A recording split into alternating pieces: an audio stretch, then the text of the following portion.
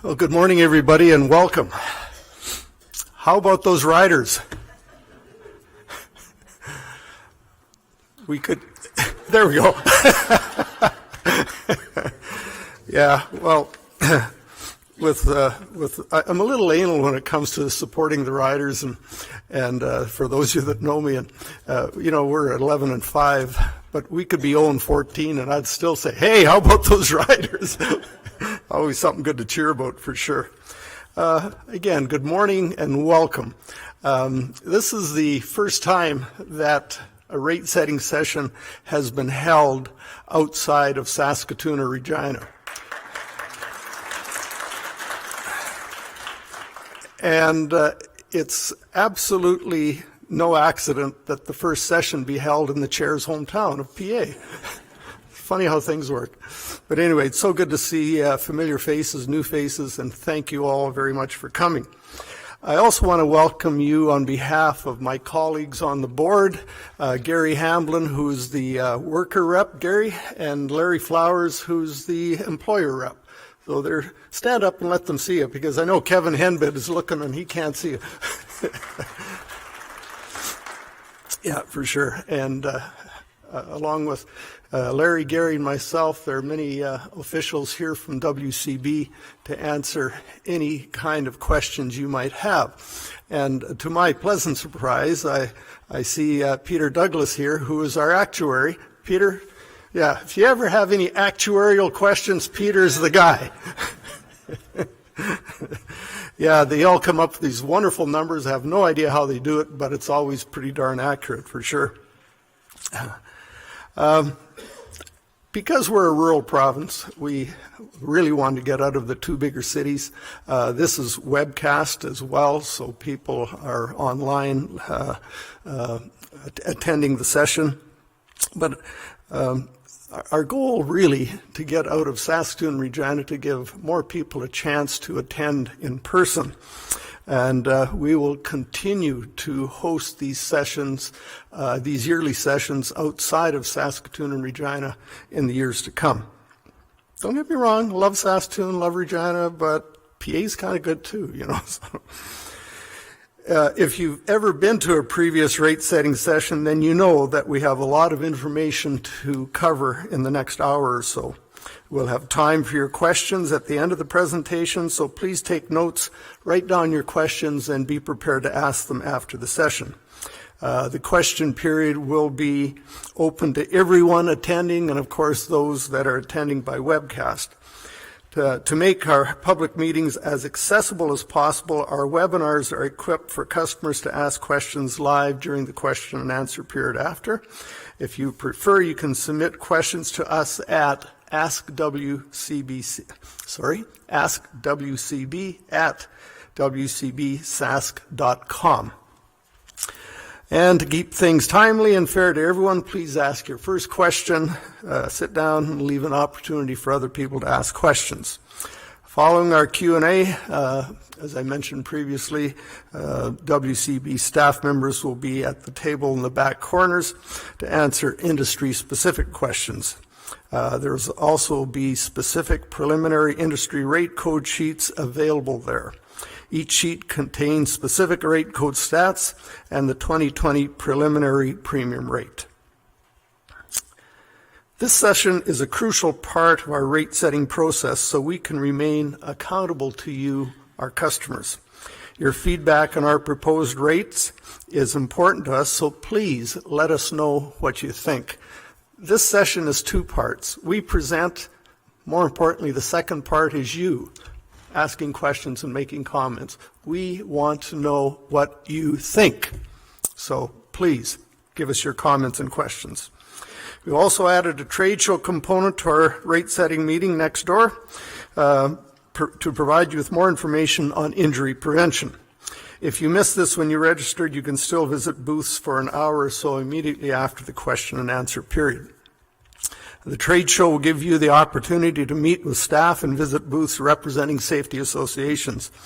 The WCB's new Employer Resource Center, Case Management Department, Fair Practices Office, and WorkSafe Saskatchewan, which is the WCB's partnership with the Ministry of Labor Relations and Workplace Safety. We also have one-on-one sessions available for you during this time, so you can ask questions about your employer account or a WCB claim. Excuse me. In addition, if you'd like to learn more about safety and prevention and how we can serve you, please attend our annual Compensation Institute in March in Regina and our annual general meeting in May. We really appreciate the time that you've taken to be here this morning.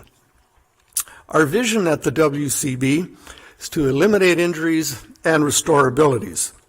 There are many things we all need to do to achieve this. As an employer, it's your responsibility to provide a safe workplace for your employees. In our view, the best employers are the ones who ensure they have effective safety management programs in place to protect their workers.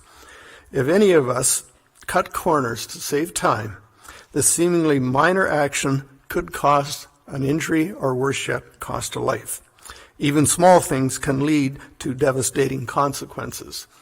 With regards to workers and fatalities in the province, I'd be remiss if I didn't mention to you that as of September, at the end of September, we've had 25 workplace deaths in Saskatchewan in 2019. Wow. Not a great stat. So we are way, way, way away from zero. At the WCB, we strive to balance the needs of workers and employers. To achieve our vision, our mission is to be a customer-centric organization that continuously seeks to add value to you, our customers, through a culture of continuous process improvement.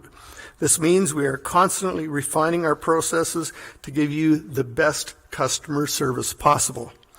Toward that goal, just last month, we launched our new Employer Resource Center. This is dedicated to helping you, employers, navigate the workers' compensation system. Our representatives are available to help answer your questions, direct you to online resources, and walk you through various WCB processes. So again, this is a new department within WCB, and it is there for you, employers, to go to if you need help of any kind. You can check us out at Employer Resource Center online anytime at www.wcbsas.com/employers. You can also visit our account managers at the booth in our trade show after this meeting, and they will answer any questions you have. We are also taking steps to make our rate-setting meeting more valuable for you, our customers. We worked with some of our partners to host a trade show today to showcase some of the resources available as we pursue our ultimate goal of Mission Zero. Today's information will be available online after the meeting. This is all part of our efforts to constantly advance our services to you. By the way, you can find a recorded copy of all of our public sessions on our YouTube channel. Just search for Saskatchewan Workers' Compensation Board on YouTube. As a board, it is our legislative obligation to guarantee the future of our compensation system. This means we need to be good financial stewards. As a board, we can never put benefits at risk. After 12 consecutive years of decreases, the WCB's 2020 proposed average employer premium rate will remain at $1.17. This is the same as in 2019. Increases in reported payroll were offset by increasing claim costs, resulting in the average industry premium rate holding steady at $1.17. This slide shows the average premium rate history. Some other compensation boards in Canada have also released their 2020 preliminary average premium rates. Those that haven't will be doing so shortly. As you can see, British Columbia is proposing to keep their rate steady at $1.55. Ontario is proposing to decrease their rate by 28 cents to $1.37. And Nova Scotia is proposing to keep their rate steady at $2.65. Our 2020 proposed rate is the same as 2019, which is expected to be the third lowest in Canada, with only Alberta and Manitoba lower than us.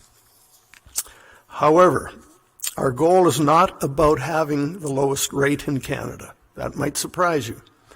Our goal is to uphold a balance between stable rates and a fully funded compensation system. Employers can influence their industry and individual premium rates through effective injury prevention and good return-to-work programs. Individually, firms who commit to zero workplace injuries benefit from lower premium rates through the Experience Rating Program. For the past 3 years, and here's the good news, 88% of employers achieved Mission Zero in Saskatchewan. We cannot thank you enough for that. 3 years in a row, 88% achieved Mission Zero. Thank you and congratulations.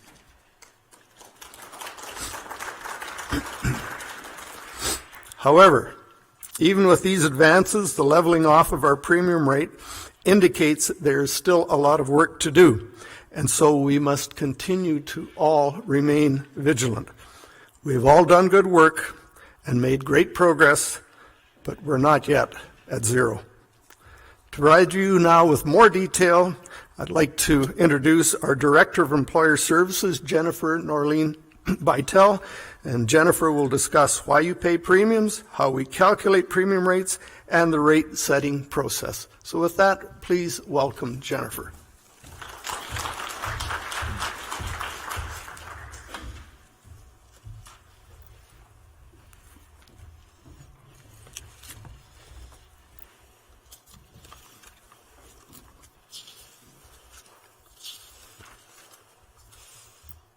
Good morning, everyone.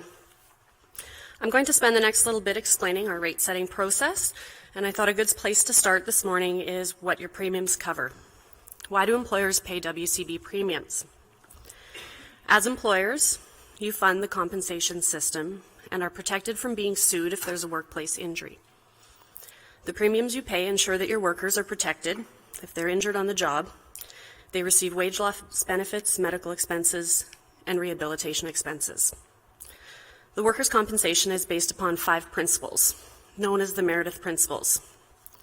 The first is no-fault compensation, which means workers are paid benefits regardless of how the injury occurred. The worker and employer waive the right to sue. There is no argument over responsibility or liability for an injury. The second principle is security of benefits, which means a fund is established to guarantee funds exist to pay benefits in the future. Collective liability is the third principle, which means that all covered employers on the whole share liability for workplace injury insurance. The total cost of the compensation system is shared by all employers. All employers contribute to a common fund, and financial liability becomes their collective responsibility. The fourth principle is independent administration, which means that the organizations who administer workers' compensation insurance are separate from government. Fifth principle is exclusive jurisdiction, which means only workers' compensation organizations provide workers' compensation insurance. All claims are directed solely to the Compensation Board, and the board is the final decision maker for all claims.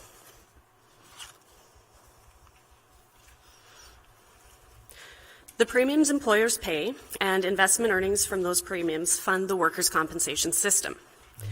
There's 2 key components that factor into the calculation of premium rates: claims costs and payroll. The costs associated with workplace injuries that have occurred in the past help us project what those future costs or future claims costs will be. Payroll is that second component, and it drives the premium rate. Payroll is collected for all workers in all industries subject to coverage under the Workers' Compensation Act. Premium rates are then set based on the ratio of claims costs to payroll. This slide shows the history of claims costs from 2014 to 2018, which were the years that were used in the rate setting process. Something important to highlight is that while claims have seen a downward trend over the last number of years, costs have not. And what we've seen most recently is that in 2018, we had more total accepted claims than we did the previous year, and the overall cost of those claims is increasing. Overall costs increased 7.62% from 2017 to 2018, the largest increases within the compensation and medical aid categories on account of serious injury costs. The green bar on this slide shows the medical aid costs, which have increased 8.4% from 2017 to 2018. The blue bar shows compensation or short-term wage loss costs, which increased 10.2% from 2017 to 2018. The yellow bar represents pension costs, which include earnings replacement, long-term wage loss costs, and survivors' benefits. Those increased 4.2%. And the small gray bar at the bottom represents vocational rehabilitation costs, which includes retraining or education costs when an injured worker cannot return to their pre-injury job. These costs remained relatively stable. Whoops. As I mentioned earlier, the second component that factors into premium rates is payroll. This slide shows that assessable payroll from 2015 to 2020. Assessable employer payroll for the 2020 premium year is expected to rise by 3.5% to $23.9 billion, up from the 2019 estimate of $23.1 billion. Assessable payroll includes a forecasted economic growth of 3.3% and an estimated 0.2% for the impact of the increase in maximum insurable earnings in accordance with the Workers' Compensation Act. Since 2014, the WCB has been moving the maximum assessable earnings towards 165% of the average annual wage. The move was gradual in order to ease employers into the increased premiums they'd pay as a result. For 2019, the maximum assessable earnings was at 165% of that average annual wage. Beginning in 2020, the maximum assessable earnings are indexed with the change in average annual wage, which results in a maximum assessable earning of $88,906 for 2020. Payroll projections are based on industry trends, industry input, and payroll revisions. Last year at this time, we were projecting 2019 payroll to be $23.3 billion. However, we're now projecting this will be slightly lower at $23.1 billion.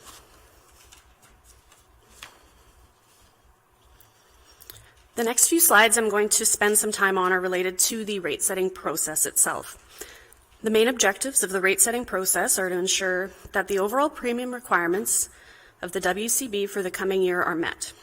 Premiums should cover all current and future costs for claims from employers operating during the year.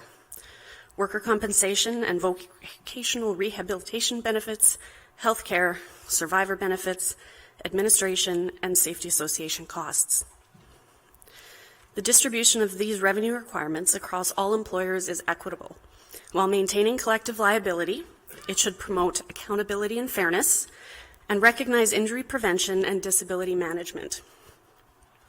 The rate setting process involves 3 steps to determine employers' premium rate, as shown on the slide. The first step is industry classification. The second is establishing industry premium rates.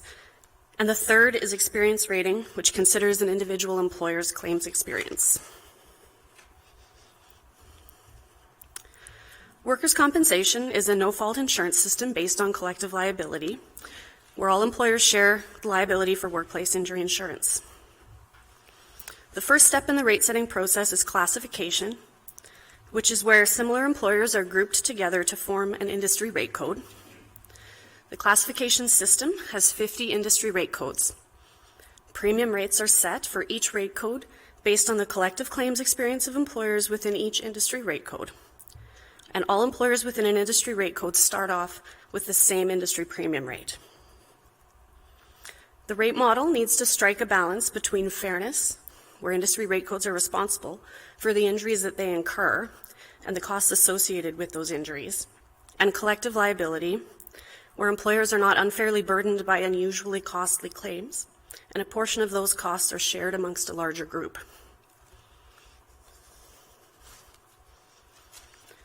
The second step in the rate-setting process is to establish industry premium rates.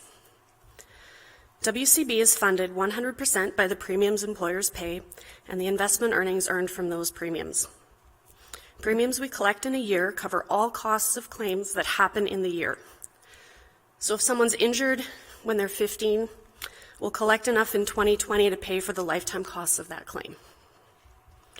An actuarial rate model is used to predict claims costs for the upcoming year.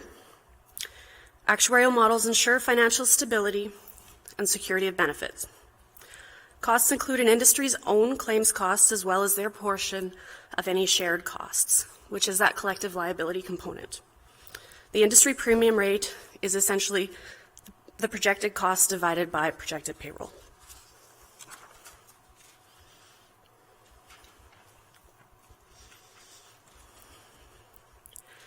When we talk about an actuarial rate model, there's several principles that need to be balanced.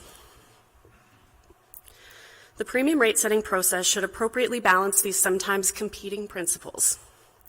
The rate model should be robust and sustainable, satisfying the needs, goals, and expectations of employers, with being actuarially sound, relatively simple and easy to understand, communicate, and administer, and provide for the security of benefits. Accountability needs to be balanced with collective liability.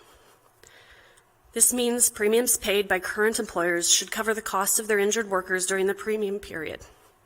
This principle covers intergenerational equity, so current employers should not be paying for claims costs generated by past employers, nor should they be subsidizing the claims costs of future employers. It also covers intragenerational equity. Employers that incur injuries should be responsible for the costs associated with those injuries. A fair rate-making model encourages workplace safety and effective return to work policies by financially incentivizing employers' positive behaviors.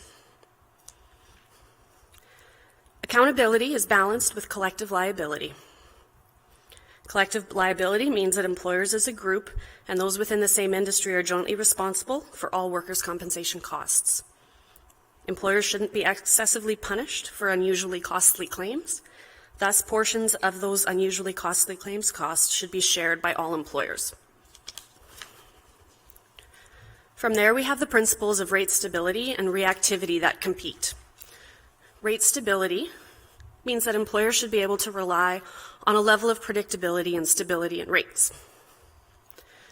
This rate stability is balanced with reactivity, which means that industries should expect quicker recognition of successful prevention initiatives and claims management practices. It should also be quick to recognize industries with poor safety performance.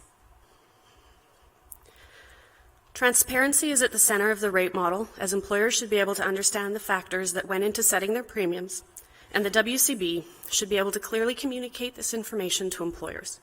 This is symbolized by the binoculars on the slide.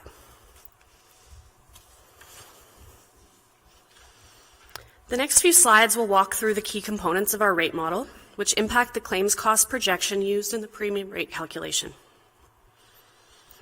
The first component I'll review is credibility of industries. Credibility is the extent to which you can use past experience to predict future experience.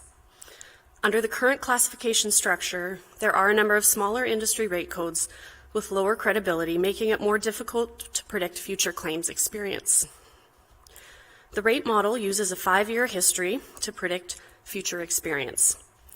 For rate codes that are not fully credible, the 5-year experience is then complemented with a longer experience period of 10 years.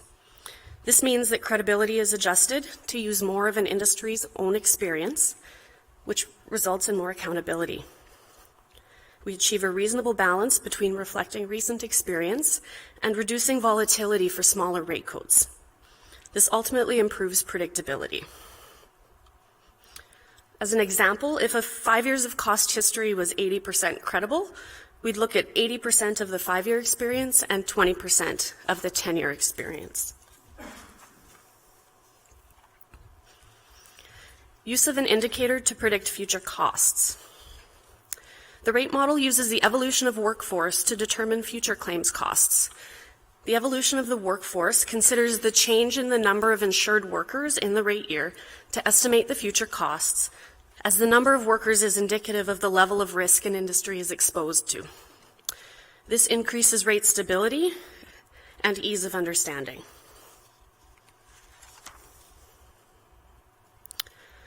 Costly claim pooling is when costs are spread amongst a larger grouping of employers.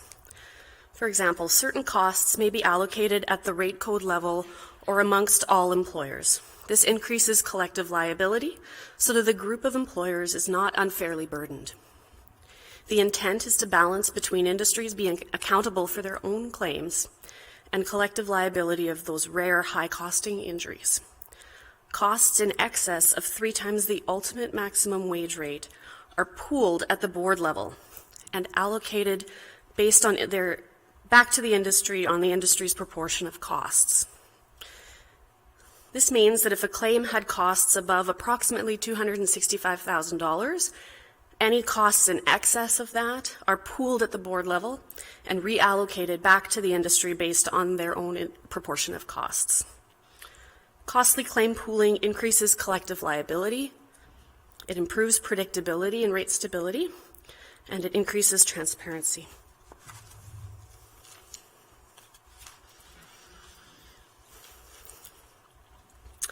All costs arising from fatalities are charged to the rate code in which they occurred, and they're essentially treated as any other claim within the system from a rate setting standpoint.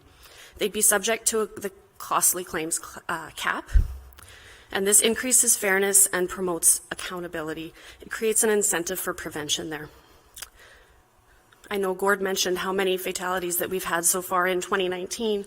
To give you some background, from 2014 to 2018, 38 out of our 50 rate codes have experienced at least one fatality within their industry.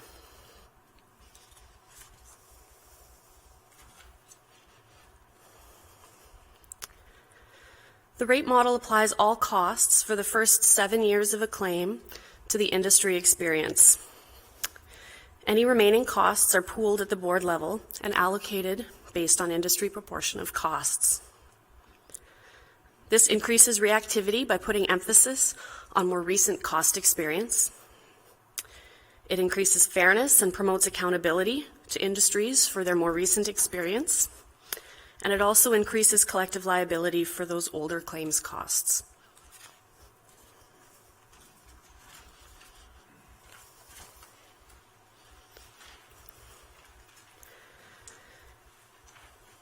Allocation of administration costs. The fixed component of administration costs is 30% and is allocated to the premium rate based on payroll. The variable component is 70% and is allocated based on claims costs or usage of the system. This better aligns the allocation of the fixed and variable costs to reflect the WCB's actual admin cost structure. Fixed costs include things such as salary and overhead for employer services staff, things such as registering a business, billing, processing clearances, as well as those non-claims operations staff and those proportions of support areas such as HR, IT, finance, etc. Variable claim admin costs include salaries and benefits for the staff that are administering the claims, and also include a larger proportion of OH&S and WorkSafe. Essentially, the more the system is used, the more of the variable component. This increases fairness, so all industries appropriately share the admin costs of the WCB. And as I mentioned, admin costs are allocated to the industry based on 30% fixed, 70% variable, based on that claims experience. This slide just shows us a summary of those key components of the rate model and how they connect to those balancing principles. It's just a nice, quick kind of summary of what I've just covered here. As you can see, most of the components impact more than one of those balancing principles. So for example, both costly claim pooling and using an indicator to predict costs contribute to rate stability. And this is offset by the impact that long-term claims costs have on rate reactivity. One can't pick and choose which component to use. They work together within the rate setting model to come up with our overall cost projection for the upcoming year.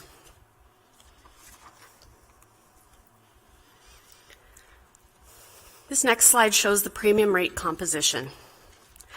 Claims costs account for the majority of the premium rate at 78.4 cents. Administration costs account for 34.1 cents, which brings the rate to $1.13 if we were to use that total. It's the subtotal line there. From there, we add a component on for safety associations, which are industry funded. We have 7 safety associations representing 18 industry rate codes. Industries with safety associations cover the cost of this component, but it's included in our overall premium rate when we present it. This brings us to the average premium rate of $1.17.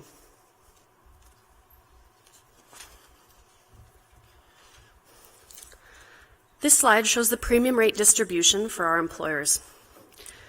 Improved safety performance results in lower 2020 premium rates for just over 9,000 employers in 18 different rate codes. The decreases range from 0.7% to 12%, and the average decrease is 4%. This group is shown on blue on the pie on the screen. A combination of declining safety performance, increased costs, and changes in payroll results in higher 2020 industry premium rates for approximately 33,000 employers in 26 rate codes. Premium rate increases range from 0.8% to 11.1%, with an average increase of 4.5%. The gray section of the pie shows employers experiencing premium rate increases under 10.5%, and there's a sliver of yellow that represents 69 employers in one rate code that are experiencing an increase greater than 10.5%. There are approximately 7,000 employers who will see no change to the industry premium rate. Keep in mind that the rate model is reacting to more recent experience. If you recall, we've already mentioned that costs have deteriorated from 2017 to 2018. As you can see from the chart, changes from 2019 to 2020 show us our rate model is more reactive to this declining experience. Although we've seen positive gains in injury prevention, the remaining claims tend to be higher costing. If increasing cost trends continue and payroll growth doesn't increase at a faster rate, future premium rates do have the potential to increase. The third step in the rate setting process is experience rating. The experience rating program applies individual employer experience to the industry premium rates. The program provides an incentive to influence injury prevention and safe work behavior. The general rule of thumb is that if your claims experience is better than your industry, you'll likely be in a discount position. If your experience is worse than the industry, it's likely a surcharge. This slide shows the current parameters of our experience rating program. There are 2 programs. The standard program is for smaller employers, and the advanced program is for larger employers. Within the standard program, this is for employers with less than $21,000 in premiums over a 3-year period. It is based on the frequency of claims. It has a maximum discount of 25%, a maximum surcharge of 75%, and this program applies to approximately 88% of employers within Saskatchewan. The advanced program is for employers with at least $21,000 in premiums over 3 years. It's a cost-based program where individual employers are compared to others within their industry. If the experience is better than the industry, looking at a discount, the maximum would be 30%. If the experience is worse, could receive a surcharge, and that surcharge is up to 200%.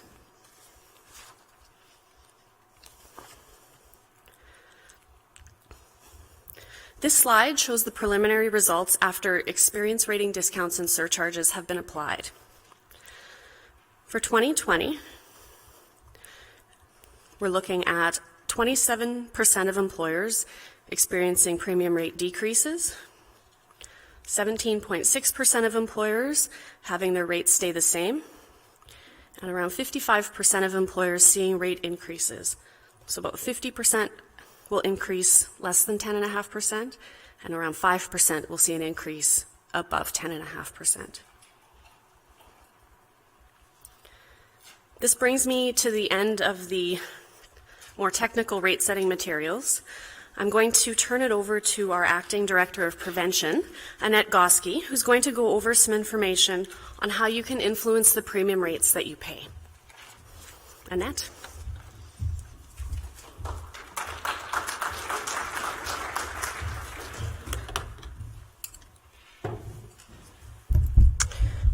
Thanks, Jennifer. We're going to just switch over to some prevention information. What I'll be talking about is some of the initiatives that we are taking on in the prevention department. But first of all, I do want to go to give you some information about how to influence some of the premium rates that you're paying to the board. So one of the ways to really influence the premium rates is to make sure that your organization has a fully functioning and effective safety program in place, as well as a solid return to work program. One of them, the safety program, of course, is the way to prevent any injuries from entering the system. And the return to work program, of course, is how to manage an injury when that system fails in the workplace. As you will recall, our vision statement is twofold. It is to eliminate injuries and to restore abilities, with the ultimate goal in the province of Saskatchewan of Mission Zero, which is zero injuries, zero fatalities, and zero suffering. Prevention of injuries is the best way to have the most control over the premiums that you pay to the WCB. It goes without saying that the least expensive claim is the claim that never happens. And effective safety programs are key to eliminating those injuries. A lot of times when we go out to work with employers in the province, we talk to them about the injuries that take place in their workplaces. Are you investigating those workplace injuries to get to root cause? Are you putting controls in place to prevent those injuries from happening again in your workplace? This helps to reduce the cost to the system, and it will have an impact on your experience rating system, or program, and it also helps to drive down the industry rates. Often we'll talk to employers about having an inspection process in place, which is really a proactive way to identify those hazards and put those controls in place before something does happen out there. And incorporating a good orientation process in your organization helps new workers understand the safety rules of your company, as well as what to do when they spot a hazard or have an injury. In the event that an injury does occur, there are policies, procedures, and programs that should be put in place that can quickly return individuals to work when it is safe for them to do so and is within their medical restrictions. So our prevention department has a lot of resources that can help you do this in your organization. We, as I think Jennifer indicated, there are 2 account managers here today that are at the booth. And the account manager's role really is to go out to those organizations, meet them face to face, talk to them about injury prevention initiatives and how can we help them move forward in preventing those injuries in their workplaces. They can go over the elements of a safety management system. We can facilitate those conversations with you to start to build the elements of your safety management system. And we can also have staff go out and assess your existing safety management system and give you a report that indicates the gaps in that system and how to move forward with the information that we gave you. We also do training for Occupational Health and Safety Committee members, also safety and supervision and train the trainer programs. And we can help you with your information on how to build effective return to work programs. There are also 7 funded safety associations that work closely with the members that are covered in the rate codes that they service. They are the industry-specific experts and work closely with employers in those rate codes to reduce injuries and costs, with the end result being not only cheaper WCB rates, but more importantly, keeping the workers safe in this province.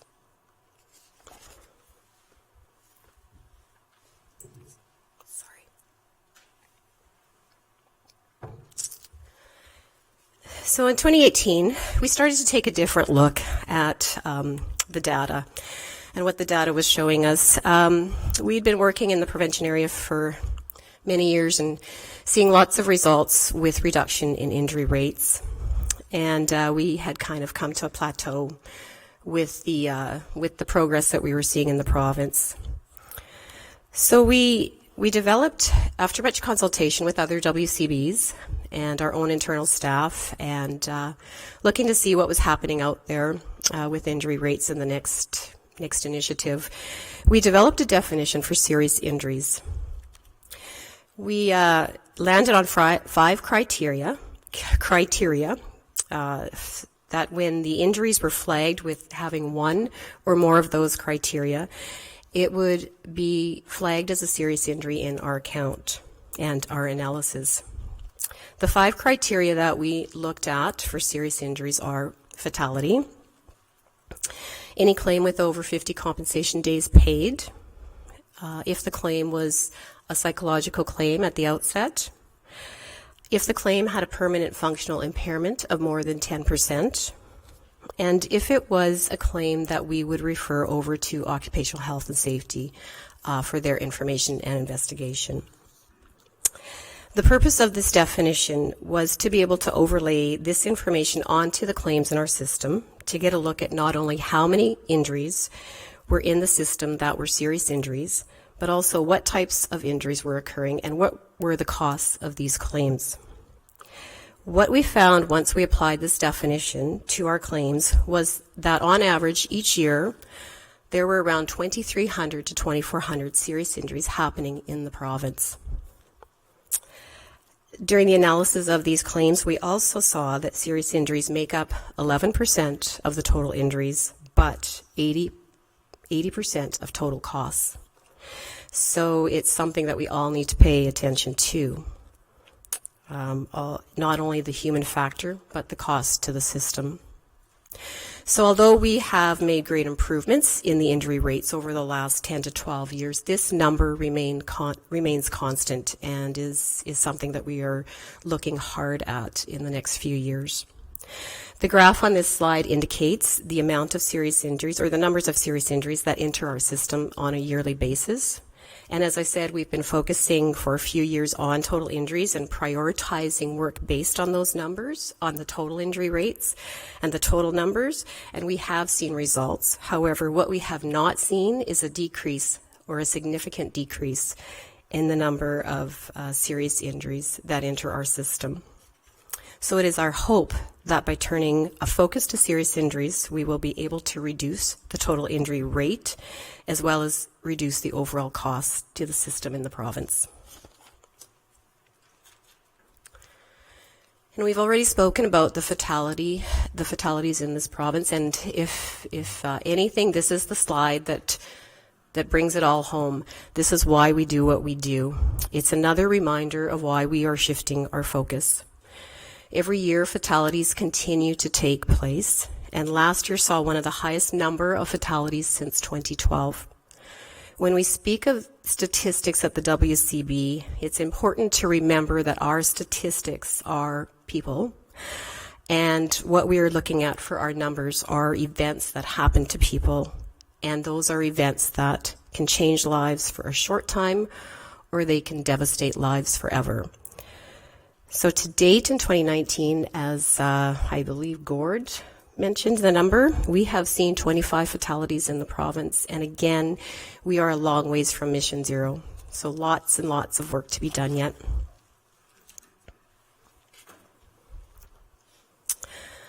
So based on the serious injury definition and the data that was collected and the fact that serious injury numbers have remained relatively flat, WorkSafe has put together a 3-year strategy to address fatalities and serious injuries that occur in this province.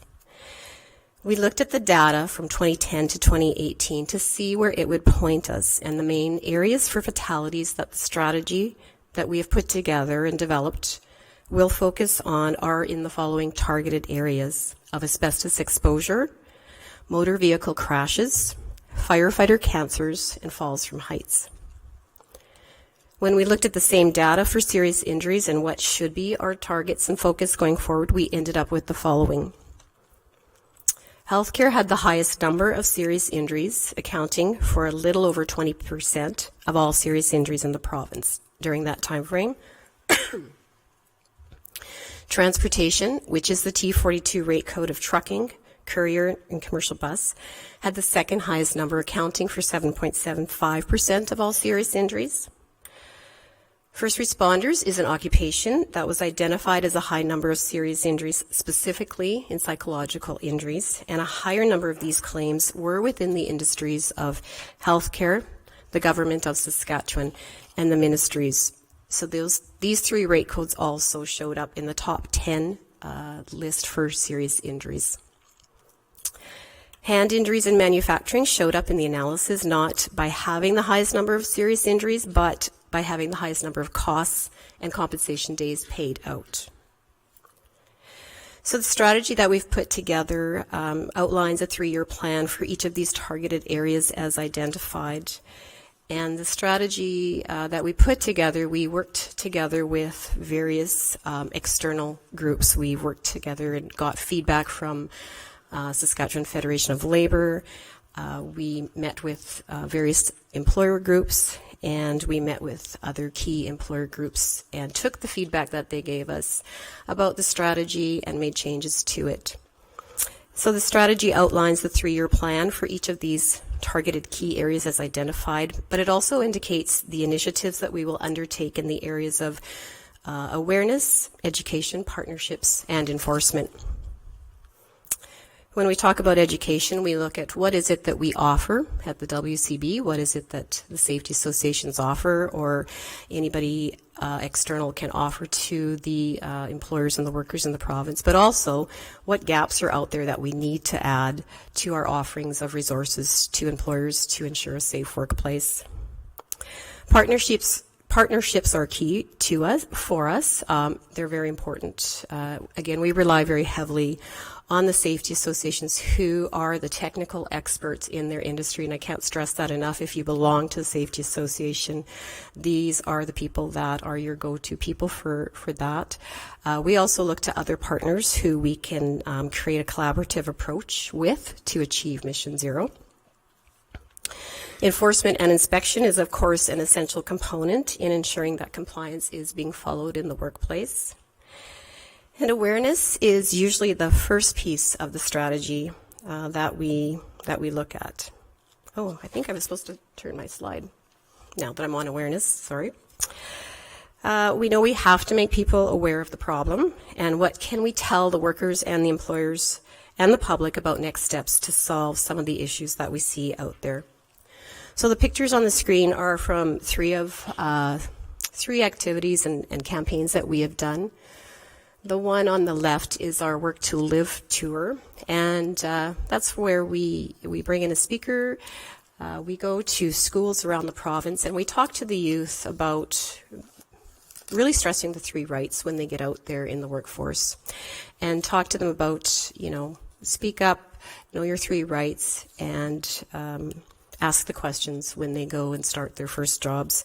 The Work to Live tour, we've attended 16 schools and reached 4,500 students this fall.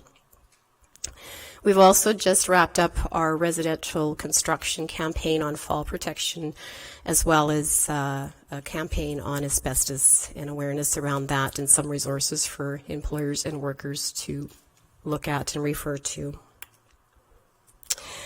So the next steps for the strategy is we are in the final stages of that strategy, making, I believe the final changes have been done, and it will be publicly launched later this year.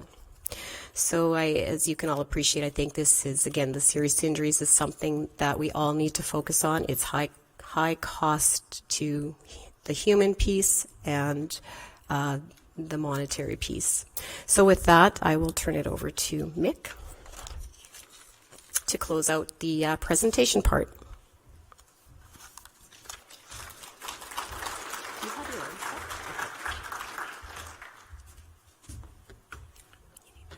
I don't think so. I think I just have the one. Okay.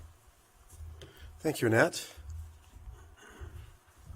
I'm Mick Williams, and I'm the Vice President of Operations for WCB in Saskatchewan.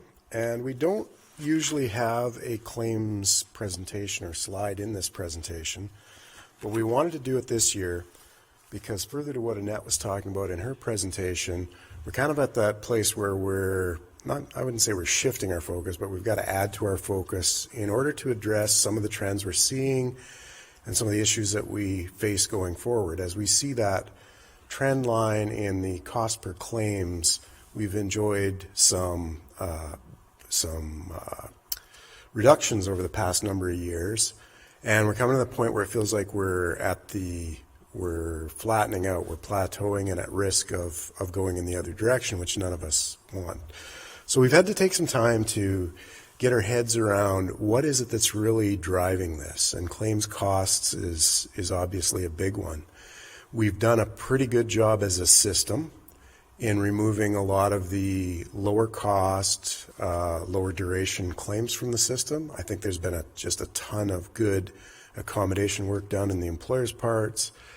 We continue to struggle, as many of you would have when we talked at the AGM when we were last together. We continue to struggle at times to get good medical information that gives us the opportunity to accommodate as fast as we'd like to, and we're going to continue to work on that. And I think what's in addition to at this time, and I know that each of the past 2 years at least, we've been talking about durations are creeping up, continue to creep up on us, even though we had a bit of a reprieve a couple years ago. Generally, over the past 15 years, we and most of the other jurisdictions in the country have experienced a lot of upward pressure on durations, which is typically been considered to be a measure of the severity of the injury. So that's where we've got to go to figure out where the opportunities are to get better at this. And in looking at it, and as Annette alluded to, when we look at our serious injuries, and we have typically thought of those serious injuries as having been the more medically complex, more medically difficult.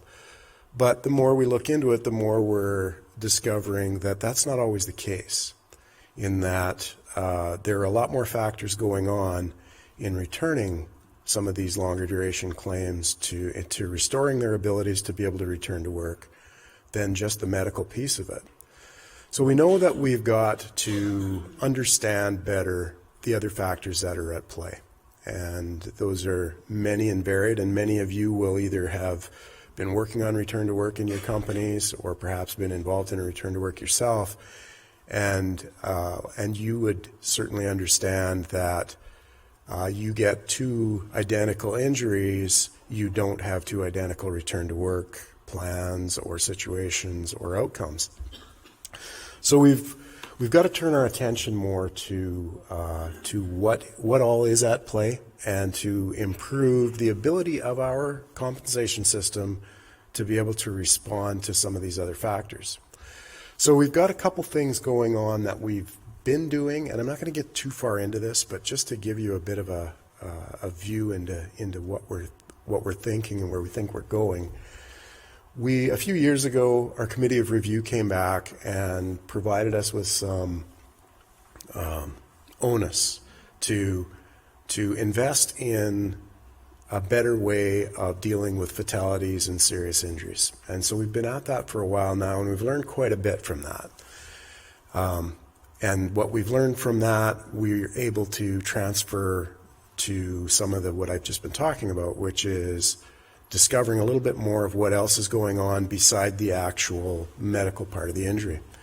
So what we're going to do next, and we've expanded the fatalities into the more catastrophic injuries, where it was very apparent early on that the result of this injury would unlikely be a situation where that worker would be able to return to the work that they had been doing at the time of injury. So what we're doing now, or what we're doing in the next, what we're doing next on that front, we also have the legislative changes that we had in December of 2016, which have brought into our world a lot more psychological injury claims, and a different legislation with which to handle those claims. And so we've got we think we're going to learn an awful lot from there. We have learned lots already, but what we're going to do is we're going to actually move all these claims into a specific specialized unit where we can accelerate what we learn from that and learn a lot more about these psychological injuries. And we believe that what we'll gain from that is, as we are getting better at that work, we're going to have an awful lot more information and experience to apply to a lot of our other injuries where there is a psychological component at play in the return to work, and it is causing us to not be as expedient with that as we'd like to be. So we're setting that unit up. We're just in the very early stages. The team has been just assembled, and we're routing these claims through them, and we're going to be doing more of a single point of contact, and just decrease the number of people who are involved in the claims, all those kinds of things. The other thing that we are starting with, and we should have this in place probably by January, is a more aggressive claim intake process.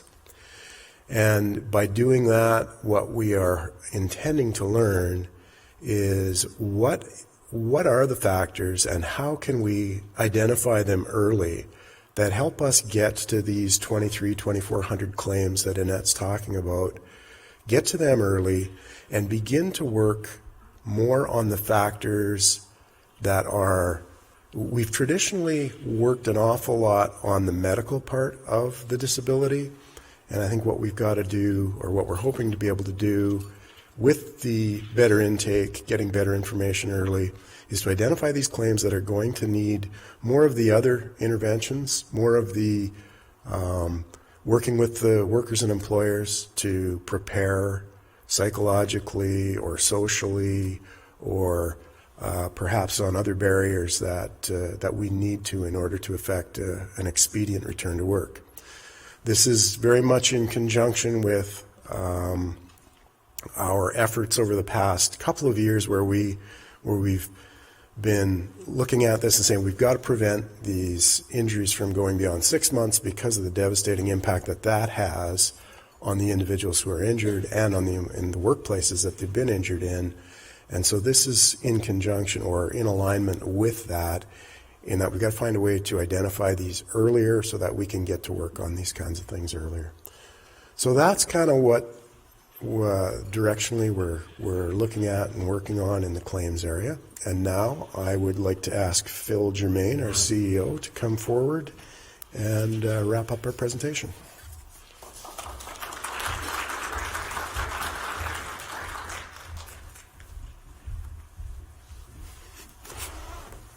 So good morning, everyone.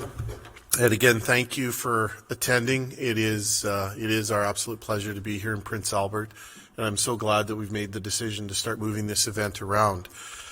So in terms of what's next, some time frames that you can work from in terms of the next steps for this whole rate setting process and establishing premium rates for 2020. So obviously in the October timeframe, we communicate out the preliminary premium rates, which we share with employers. It's our obligation to gazette any rate codes that are increasing more than 10.5%. So we've got one rate code that will be published in the Saskatchewan Gazette at this point. So the affected employers in D52 will receive a letter advising them of that increase. This letter will also include their preliminary 2020 premium rate with the experience rating applied. Our practice is to provide employers with 30 days to provide feedback regarding premium rates, and obviously we welcome the feedback during this time frame. You can email at askwcb@wcbsas.com with any feedback that you have. In addition, you can also call us. So send us an email. You can go to askwcb@wcbsas.com, or you can contact us with any feedback that you've got. In November, any feedback that is provided, that we've received, is provided to the board, and then the board takes all that into account and establishes the final premium rates for 2020. And then in December, employers will receive their rate letters with their premium rate for 2020. Now, if you have the option, I would encourage you to get a WCB online account. With that account, you will be able to access your premium rate as of December 3rd. Otherwise, you'll have to wait for the normal mail-out process to happen, which happens in early December, but it'll take a few more days. For industry information, so if you're looking at industry-specific information, industry rate sheets for your specific rate codes are available at the trade show, in the trade show area. So you can find out specifically what's happening in your rate code with a bit of an explanation as to why it's going up or going down. If you're joining us online, there's a link to this. There will be a link to this information sent shortly after the presentation, and it should be sent, I think, through the chat feature, is what I'm understanding. WCB resources are going to be available in person if you have any questions. If you'd like more industry specific discussions, or your industry would like to get together for discussion, traditionally our account managers will try and make themselves available to come and present your industry specific information if you've got more detailed questions.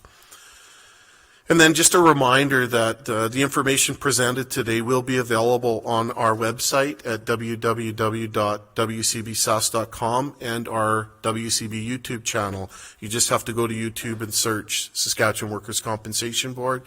All of our presentations, this one and historical ones, are all there that you can review again. So just before I turn it over back to Gord for kind of some final comments and then any questions that you may have, I just want to reiterate some key points that have been presented today. Over the next 3 to 5 years, we are going to be focusing on the prevention of serious injuries and fatalities. We appreciate all the work and the support that we've gotten from many industry partners, first responders, Sask Merit, the Chamber, SFL. We've had a lot of organizations supporting us over the last year, trying to put some of these projects, initiatives, strategies together. We truly believe that we can make a big difference in focusing on the prevention of these serious injuries, these fatalities, and then, as Mick pointed out, getting really good at identifying the claims that look like every other claim, but for some reason they're going off the rails. And what is it that we can do to identify that quickly, and then work with workers, work with employers, and work with the medical community to get that recovery and return to work happening as soon as safely possible. It might not look like any other claim, but getting these individuals back to work as soon as possible, when it's safe to do so, is really the best thing for everybody. And the research future holds as we work processes and our technology to reduce those serious injuries and quickly help workers recover and return to work. So with that, now I will turn it back over to Gord for some final comments and then questions. So thanks again for attending today.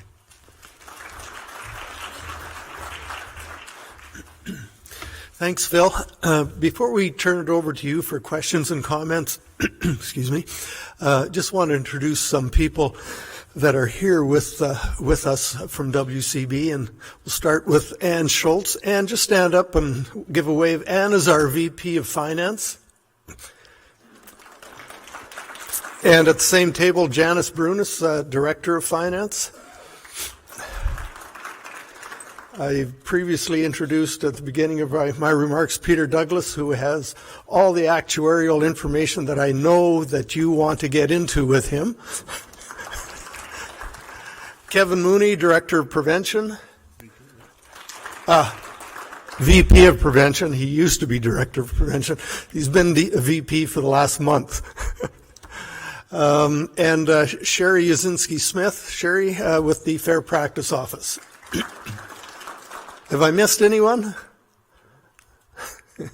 Carolyn, our Director of Communications. Yeah, a lot of people here willing to answer questions and provide comments. So with that, we now turn it over to you. Come to the mic, please, which is right in the center of the floor, and identify yourself, ask the question, and we'll provide answers and comments. So first question, please. While you're all thinking about it, do we have something online? Yes, yeah. So we have a question from Sandra Cripps from Saswa, and she said 50 days will be a key driver of what would be captured as a serious injury. So her question is, will the clock on the 50 days start when a claim is received or accepted by WCB? Thanks, Sandra. The 50 days is just an accumulation of 50 comp days lost, which could happen over a period of time. You could have a claim start off as a no time loss and turn into a time loss. You could have a claim that was time loss that somebody goes back to work and then there's time loss again. So a combination, once it hits 50 days of time loss, that's when it's now considered a serious injury.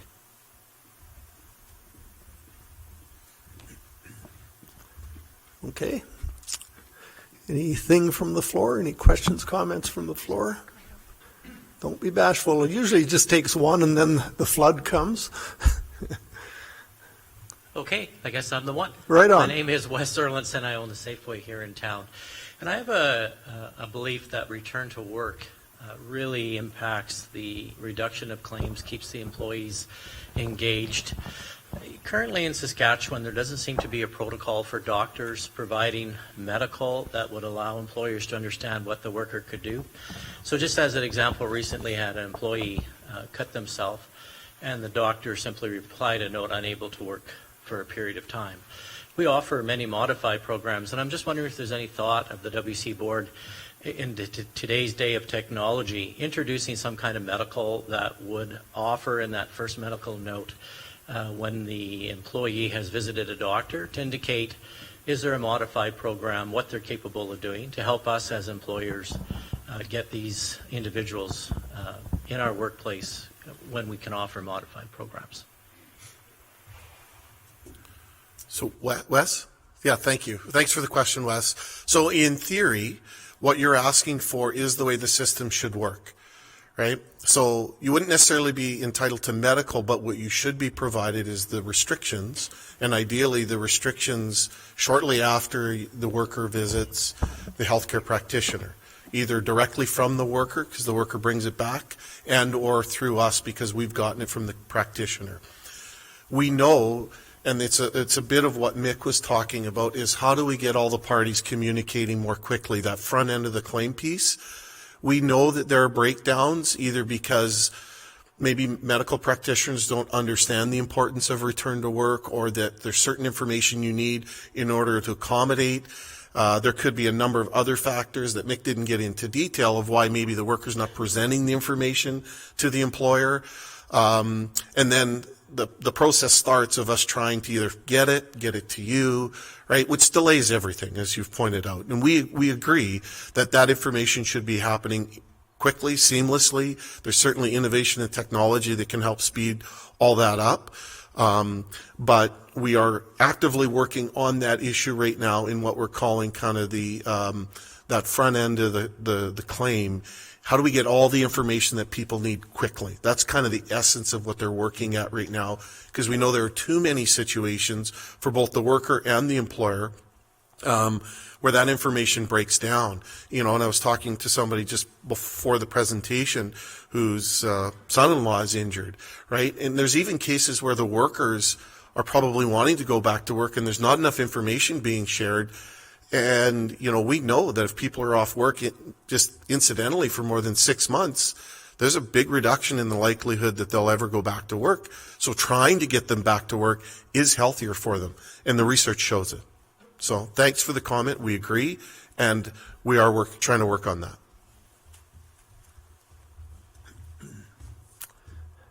Hi, Ken LeClaire with the City of Prince Albert. Just a follow-up to that. You understand that there's a gap between the physicians and the employers, the employees.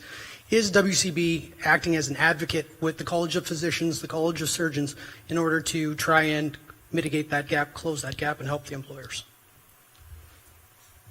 So yes, we have a medical team that actively works with all the various medical associations across the province in terms of understanding what it is that we need, what it is that employers need.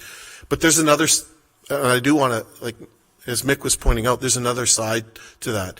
We need to make sure employers so we need the medical, and we need to understand A, that it's an injury, and B, that it's work related. From there, the employer needs the restrictions, not the medical information.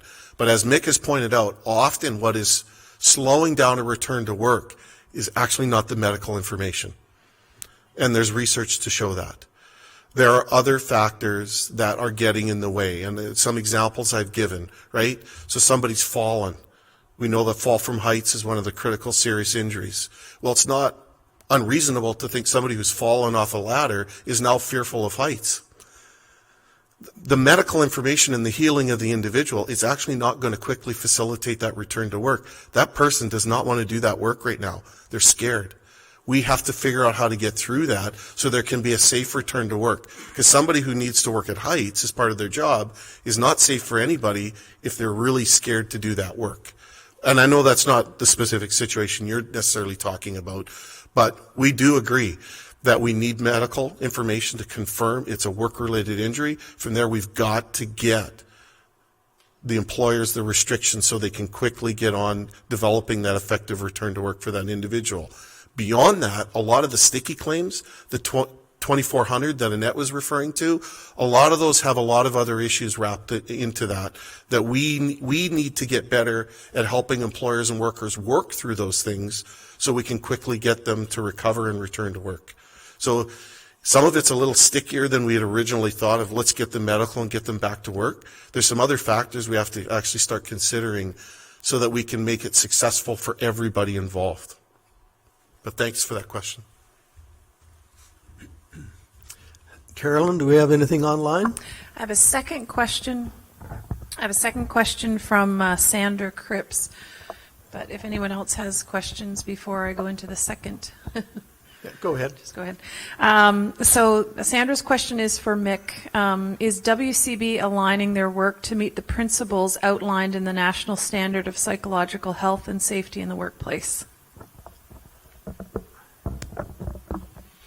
Thanks, Sandra. Yeah, the answer to that question is really one of the reasons why we're specializing with a psychological unit, so that we can align that. Although we had been moving towards some of those, we were having difficulty consolidating them all while we were spreading them too thinly across all of our departments. So that's actually one of the reasons why we decided to specialize. So yes, the answer is that. Thanks, Mick. Other questions from the floor? John Bhutan, I'm with Thorpe Industries in Prince Albert and Saskatoon. And my question is WCB looking into advocating for third-party consultants that if we have someone that's injured on one of our job sites, they go to the doctor and get an assessment. We have a third party that says also gets a second opinion on that. And 9 times out of 10, if we would have went to the doctor and took the employee's word for it, they'd be on a time loss where we have our consultant come in and they get the facts straight, and hypothetically the worker goes back to work a heck of a lot sooner, or they go on a short-term work thing, or light duty, I guess we can call it in our industry. So I don't know. Thanks for the question, John, right? Thanks, John. I don't know if I'm going to answer your question directly, but please tell me if I'm not. So one of the things that we've started to look at with some help of some of our customers is we are exploring the occupational injury clinics in Alberta to figure out how they're using third parties. We've also met with Washington State, who use third parties quite effectively to try and sort through some of these issues. So we don't know what that looks like. We've certainly looked at it from a legal perspective. Looks like technically we could move in that direction. I don't think we have any legal barriers that from our jurisdiction compared to others. I wouldn't say that 100%, but that's our belief. So Mick and his team are starting to look in, how do other jurisdictions use third parties to try and sort through what is the information that we need, what are kind of the facts that we all need to move this forward. And sometimes, in a lot of cases, some of those facts are like, what are the restrictions that's coming out of the medical that's being provided?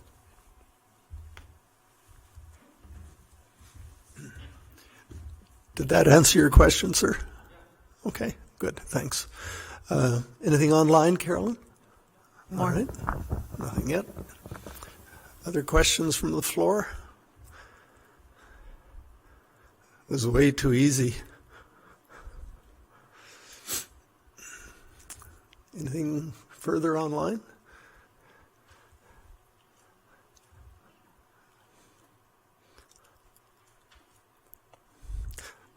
Awkward silence. Don't want to close the meeting unless if there's something burning away that you'd like to make a comment on or a question. There we go. Go Riders. No, just kidding. I have a question and a statement. First of all, I want to appraise WCB for giving such a good appeal process in place, and that making it easier for the employers to, voice their concerns with the incident that happened, if it was work related or not, and move through that system a little bit easier now. The second one alludes back to the first question was, when the worker goes to the doctor errs on caution and says 2 days off. Okay, he sprained his ankle or he cut his finger or something like that. That's not a lost time claim. That should be a return to work process. Should be put in place right away. And that's where I've seen in the past with numerous employers that these are going automatically lost time where they shouldn't be. They should be just, dealt with in-house, light duties assigned, and, accommodate those restrictions to the parties healed. So that's one of the things that employers have been seeing that is causing those little incidents to be long-term issues on their rate codes. And we wonder if there's something that WCB could do with those practitioners that, is it possible that we don't err on caution, we actually look at the injury and have a system in place that's saying, yeah, you can go back to work today and not be a lost time. Because with the way the industry is going with, those online platforms, especially for a smaller company, you have one lost time, you may not be able to bid again.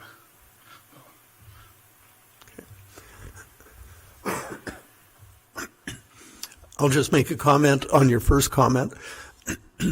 With regards to appeals, we are at the WCB very, very cognizant of waiting times for decisions to get out to workers or employers. And so I can certainly speak for the tribunal, which I'm part of, and that is decisions that come from the tribunal to workers or employers are within that 90 to 120 day time frame. In other words, you'll get a decision from us within 90 to 120 days, which is, I believe, either the best in Canada or second best in Canada. Okay. Phil, you want to answer the second part? So as it relates, and when we think about there's a couple of different issues wrapped up in your comment, and a lot of it comes back to separating.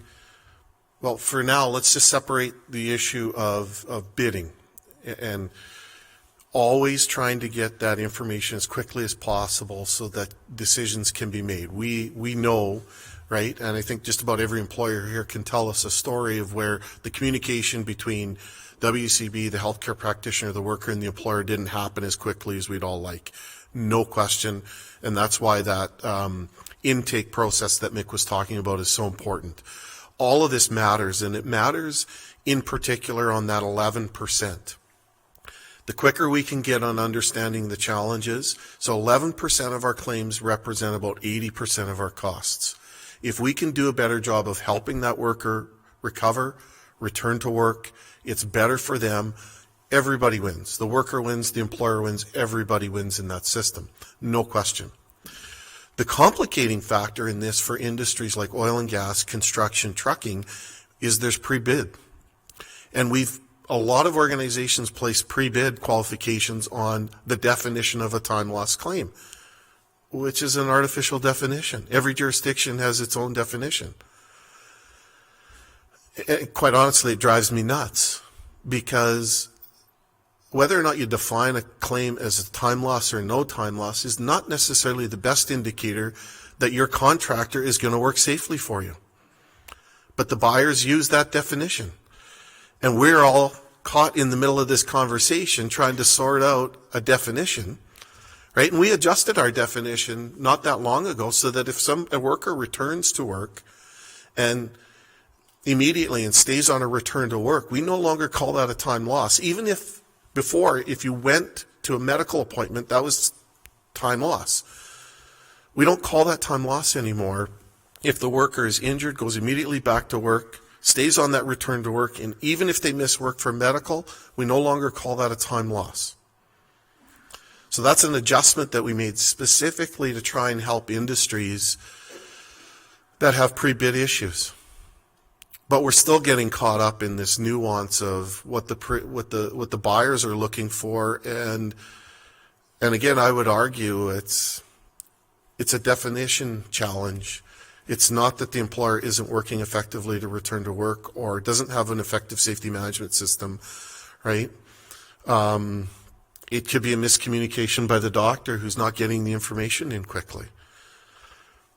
It's frustrating for all of us on both sides, the employer side and the WCB side, because now we're not really focused on the right thing, which is getting the information quickly and returning that individual, doing the investigation to figure out how do we prevent an injury like this from happening again.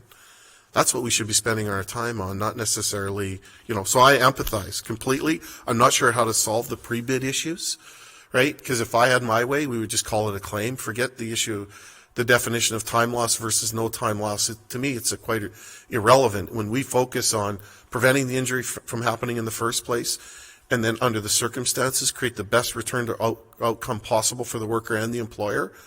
That's what really benefits the system and makes sure it functions well.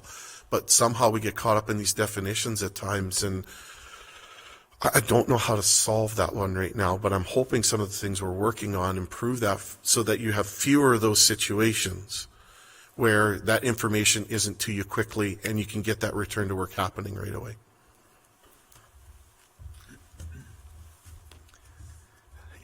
Next from the floor.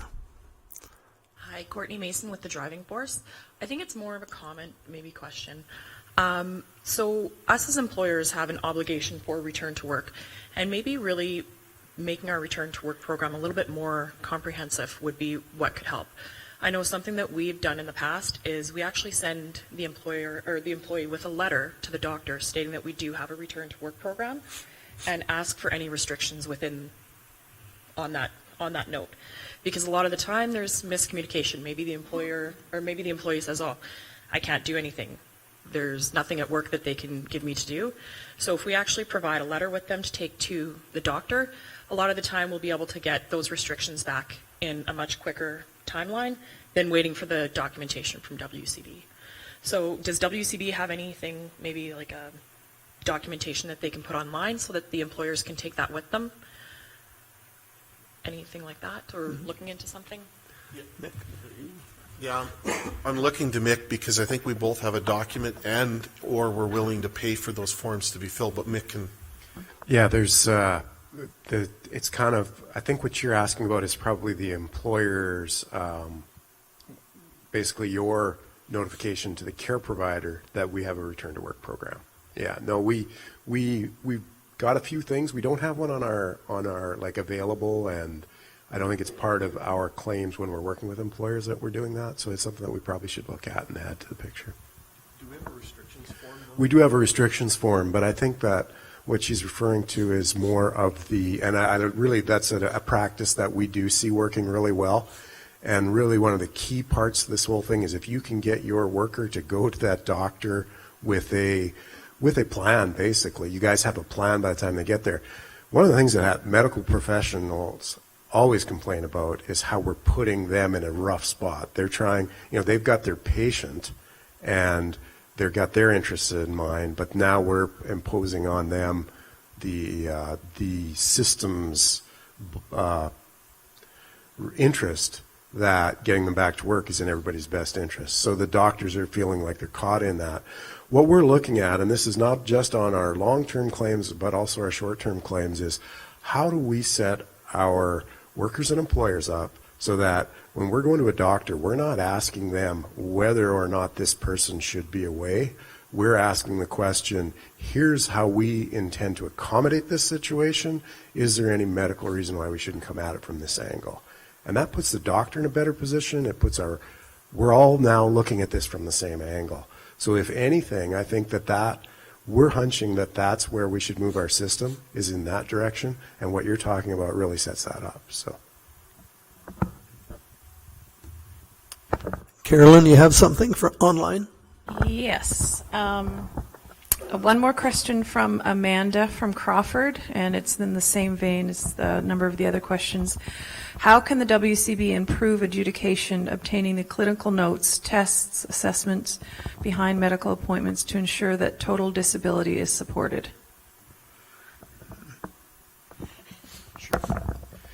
That's a good question. We do a little bit of all of that. Some of the things that we're looking at is, and this is, I'm getting into some fairly fine details here, but we've got one group of employees right now who are looking at just adjustments to our forms so that the little things like off work isn't one of the options, but it gets more specific. Just give me a little bit more of that question again, because I lost my train of thought. Clinic notes, those types of things. Yeah, how do we get really thorough or more and more information to identify some of these other factors earlier? Another thing we're looking at is better integration with the information systems that our medical providers are using. We do a pretty good job of this after the initial part of the injury because our physiotherapists and our chiropractors, we've got service level agreements and better integration into their systems. But one of the things that we haven't been able to do yet, and one of the reasons we haven't been able to, is because all doctors aren't on the same systems from an electronic point of view, but they're getting to be fewer and fewer systems out there covering more and more of the practitioners. So one of the things we're looking at along the lines of this question is integration with those electronic medical record systems so that we can have access perhaps to more information that might help us from a what all are we dealing with here perspective. The amount of that we'd be able to share without violating privacy is something that we have to sort through. But those are some of the things that we're doing around that. Thank you, Mick. Other comments, questions from the floor? Anything further online? Yeah, I think we're done. We're done online? Yes, yeah. Okay. Finished. No more questions. Anything further from the floor? Going once? Twice? Before you leave. Carolyn has asked me to thank the caterers. Randy Witter and staff. Being from PA, I've attended a lot of Randy's functions, and they're always first class. And this morning's breakfast was also first class. So with that, thank you to Randy and his staff providing a wonderful breakfast. So in closing, I hope you have found today's session worthwhile.